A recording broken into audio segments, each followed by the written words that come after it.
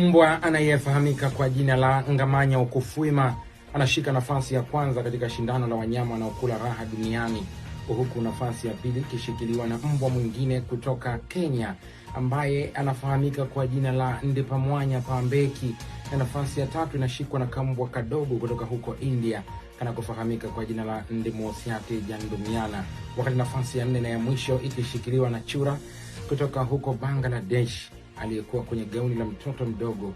Chura huyo anafahamika kama Ndinkati Ngumogera Nkagawi.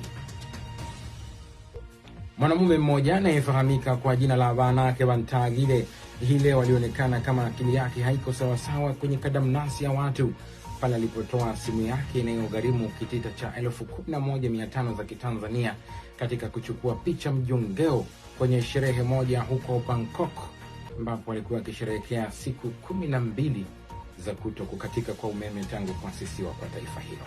Mwanaume Afiganie Feitolo ameshindwa kuuza bajaji yake ama guta mizigo ambayo ameitangaza mwezi wa 6 hivi sasa kwa kitita cha shilingi 85,000 za Kitanzania, huku watu wengi wakitishwa na hali ya utoaji moshi wa guta hiyo, ambapo wengine wameogopa kununua wakihofia itakuja kulipuka watakapokuwa barabarani. Naam, shukrani sana wabadu wa Katabahu Fakir. Langu jina ni JJ wa Ephraim. Mungu kutunze. Lamsik.